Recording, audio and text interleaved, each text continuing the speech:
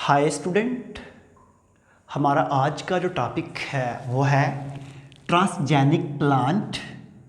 इससे पहले मैंने आपको एक टॉपिक पढ़ाया था जो था transgenic bacteria, transgenic plant, transgenic animals.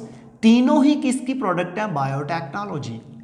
आप जो चैप्टर पढ़ रहे हैं बायोटेक्नोलॉजी, उसमें हमने 3 तरह के ऑर्गेनिज्म पढ़े हैं ट्रांसजेनिक। मैंने आपको ये बताया था कि जब भी आप अल्ट्रेशन करते हैं डीएनए के अंदर, जब डीएनए में आप चेंज लाते हैं तो उससे हमारे पास जो बनती है ऑर्गेनिज्म, उनको हम ट्रांसजेनिक ऑर्गेनिज्म कहते हैं। तो अब हम डिस्कस करते हैं ट्रांसजेनिक प्लांट।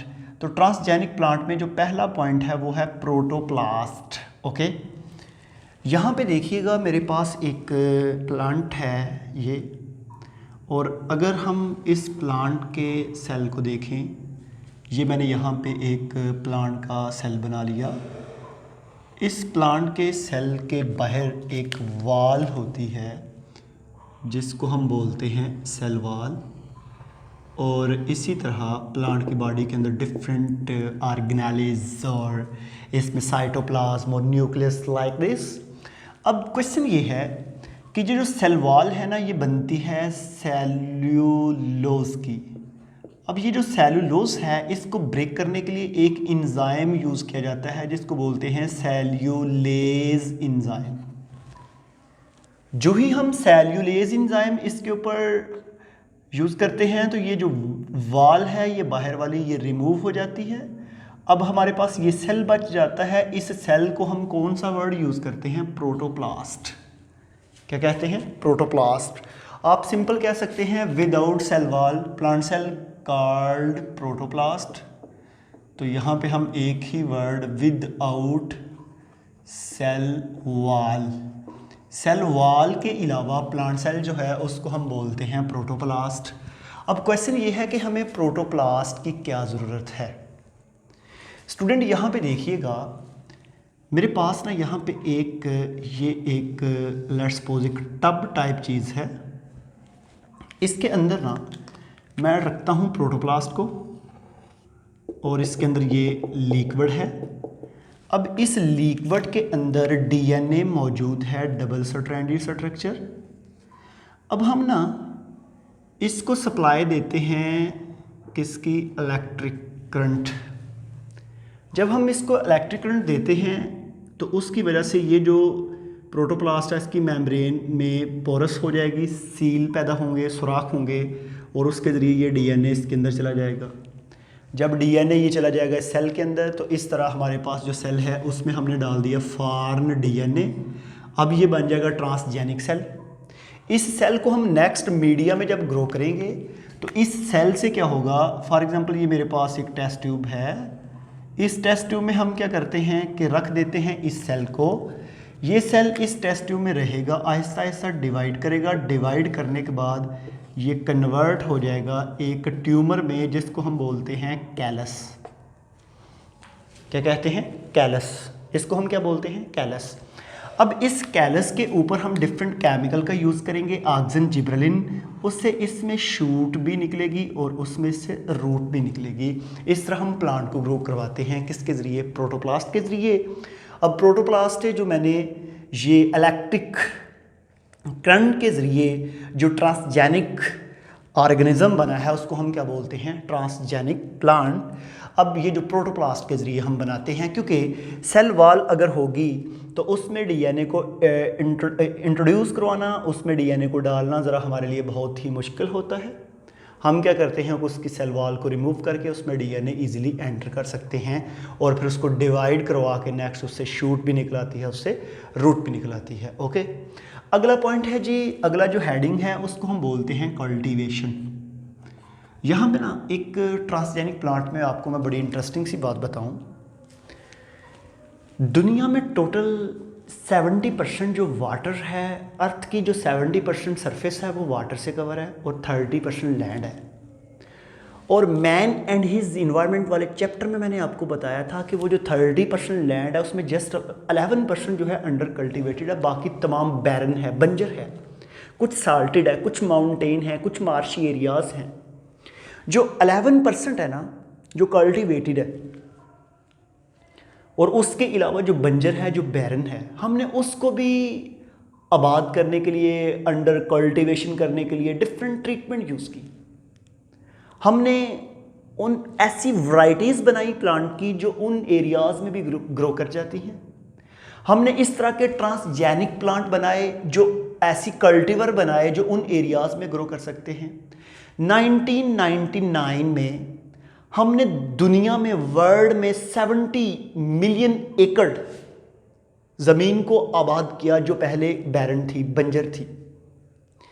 स्टूडेंट, फिर हमने जब यहाँ पे मैं लिखता हूँ कि 1999 में आपने 70 मिलियन एकड़ ज़मीन को आबाद किया, तो तब साइंटिस्ट ने ये कहा था कि नेक्स्ट 5 ईयर्स में हम 3 टाइम ज़मीन को और ज़्यादा आबाद करेंगे। तकरीबन 10 मिलियन एकड़ जो है हम अगले 5 सालों में आबाद करेंगे। मीन के मैक्सिमम कल्टीवेशन करेंगे हम, जो है मैक्सिमम जब कल्टीवेशन होगी तो उससे हमारे पास क्या होगा, ग्रीन रेवोल्यूशन। रेवोल्यूशन का बेसिकली मतलब होता है इनकलाब।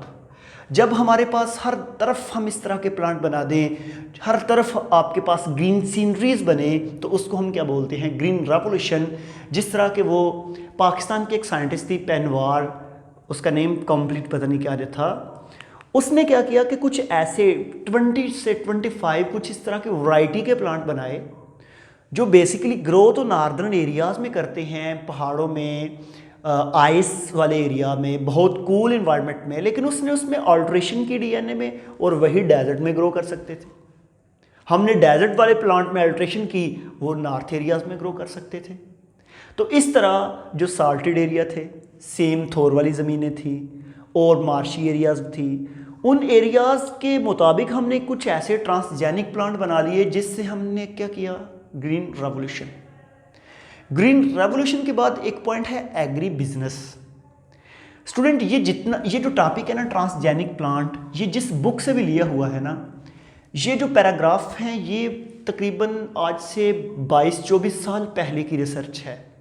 तकरीबन 1998, 1999, 1995 की बातें हैं। उसमें यह कहा गया था कि एक पॉइंट है एग्री बिजनेस के 2020, क्योंकि अभी 2020 चल रहा है, उसमें यह था कि आज से 20 या 22 साल मीन के 2020 में लोग एक बिजनेस करेंगे जिसका नेम है एग्री बिजनेस, एग्रीकल्चर का कारोबार। और आज देख लें एग्रीकल्चर का कारोबार हो रहा है। लोग क्या करते हैं, राइस, चावल, गंदम, मकई, बाजरा, जवार, ये जितनी भी वैरायटी हैं, हम क्या कर रहे हैं, वो ट्रांसजेनिक ग्रो करते हैं। ट्रांसजेनिक का क्या है कि तो प्रोडक्शन बहुत ज़्यादा है, शॉर्ट टाइम में maximum grain, seed, fruit, vegetable बनते हैं, और हम उसका कारोबार कर रहे हैं। क्योंकि आपको पता है कि अभी पॉपुलेशन कितनी इंक्रीज़ हुई है, वर्ल्ड में ह्यूमंस का ग्राफ कितना इंक्रीज़ हो चुका है। इन तमाम चीज़ों को मद्देनज़र रखते हुए जो है अभी एग्री बिजनेस भी बहुत ज़्यादा हो रहा है। और इस तरह एक बड़ा ही इम्पॉर्टेंट पॉइंट है stomatal efficiency and Rubisco alteration, दोनों ही एक ही पॉइंट हैं। देखें, मेरे पास ये एक प्लांट है। जब आपको पता है कि प्लांट के लीफ को देखते हैं तो उसके नीचे सुराख होते हैं जिसको हम क्या बोलते हैं, स्टोमेटा। क्या कहते हैं जी, स्टोमेटा। स्टूडेंट, ये याद रखिएगा कि लीफ के नीचे जो सुराख हैं जिनको हम स्टोमेटा कहते हैं, उनके ज़रिए कार्बन डाइऑक्साइड अंदर जाएगी। और आपने वो इक्वेशन पढ़ी होगी कि कार्बन डाइऑक्साइड जब वाटर के साथ आपस में मिलती है सन की लाइट की मौजूदगी में, तो बनता है C6H12O6 plus oxygen plus H2O। अब यहाँ पे ये देखें, कार्बन डाइऑक्साइड और वाटर जो हैं, वाटर तो चलो प्लांट ने ले लिया रूट से, कार्बन डाइऑक्साइड कहाँ से लेगा, एयर से, स्टोमेटा के जरिए। अब इसका मतलब है कि जितनी कार्बन डाइऑक्साइड ज़्यादा होगी उतनी ही ग्लूकोज ज़्यादा बनेगी, और ग्लूकोज बेसिकली जो है ये है कार्बोहाइड्रेट, और जब कार्बोहाइड्रेट ज़्यादा होगी तो ग्रेन, सीड, फ्रूट, वेजिटेबल ज़्यादा बनेंगे।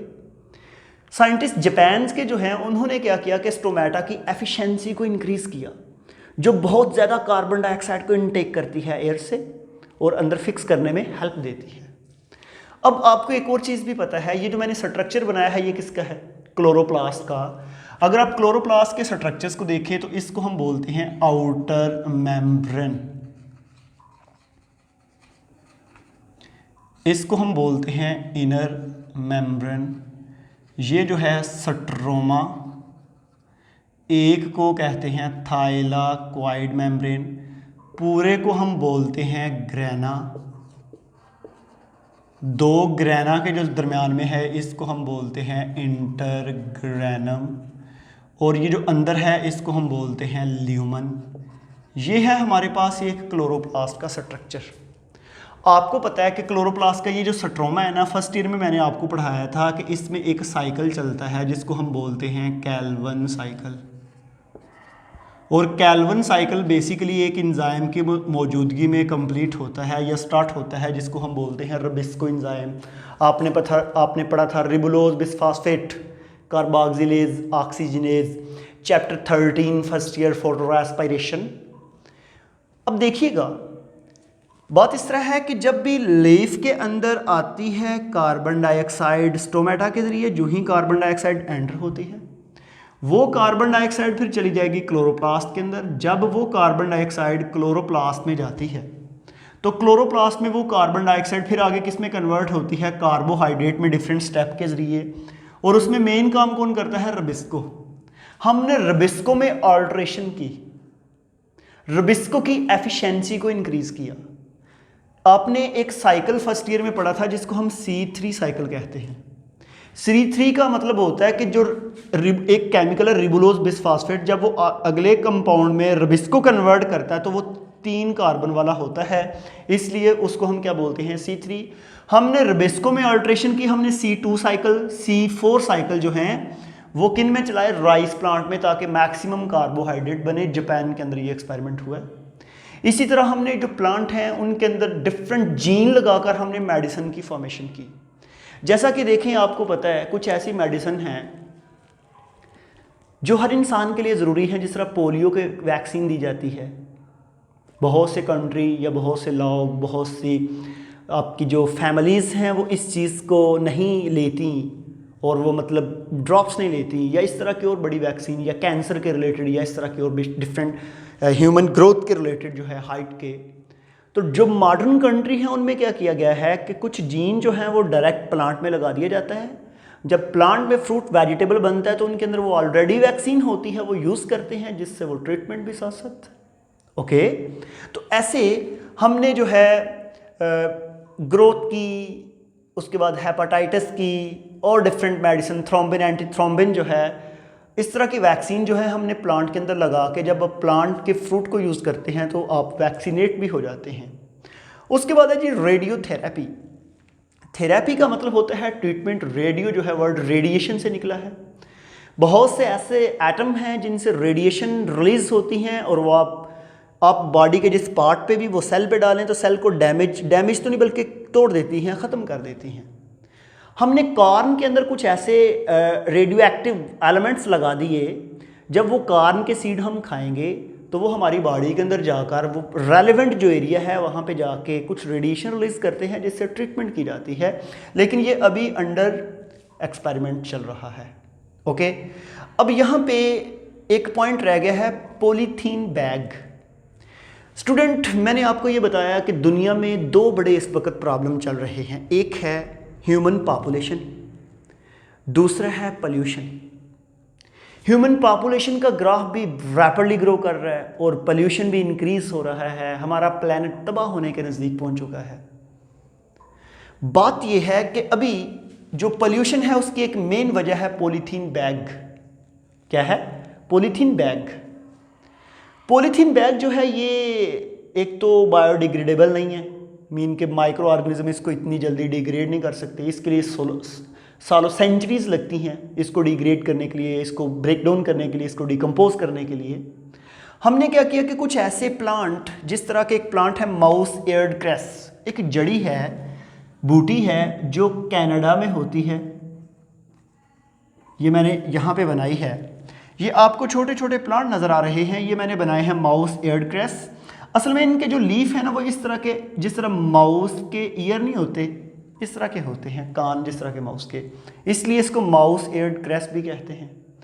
हमने क्या किया कि इनके अंदर लगाए जीन, वो जीन इन सेल के, इन प्लांट सेल के साइटोप्लाज्म में कुछ ग्रैन्यूल्स पैदा करते हैं।